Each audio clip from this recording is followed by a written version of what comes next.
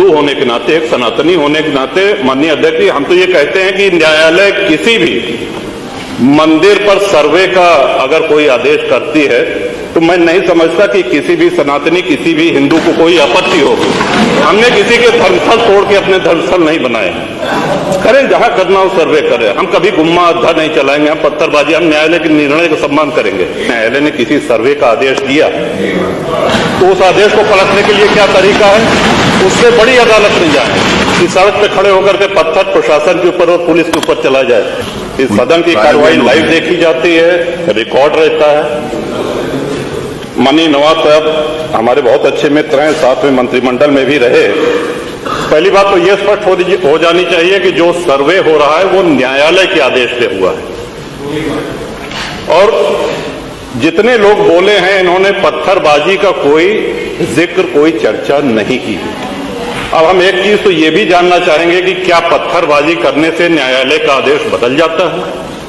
अगर न्यायालय ने किसी सर्वे का आदेश दिया तो उस आदेश को पलटने के लिए क्या तरीका है? उससे बड़ी अदालत नहीं जाए कि सड़क पे खड़े होकर के पत्थर प्रशासन के ऊपर और पुलिस के ऊपर चला जाए। आज तक कभी प्रशासन का निर्णय, न्यायालय का निर्णय इससे बदला हो तो?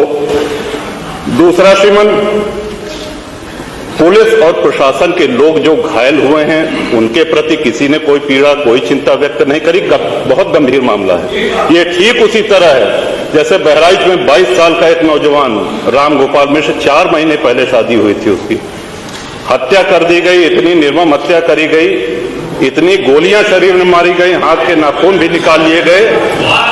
अपराध क्या था कि उसने अपने धर्म का एक झंडा लगा दिया। श्रीमान, इसी चर्चा में एक बड़ा रोचक तथ्य सामने आया। माननीय नवाब साहब ने कहा कि कुंदरकी में लूट हुई है, लूट करके, वोट लूट करके ये विधायक बन गए हैं। वरना कुंदरकी में 65% मुसलमान हैं, 35% हिंदू हैं, तो रामवीर सिंह कैसे जीत जाता? ये कार्रवाई में है हमारा। तो मनोहर, एक सवाल हम ये भी करना चाहते हैं कि जिन विधानसभाओं में मुस्लिम मतदाता की संख्या हिंदू से कम है, क्या वो लूट करके विधायक बन के आते हैं?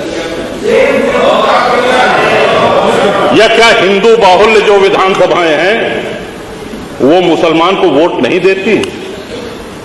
इस हिसाब से तो यही लगता है कि सबसे बड़ा आश्चर्य धरती का यही हो गया कि जब 65% मुस्लिम है तो हिंदू कैसे जीत गया?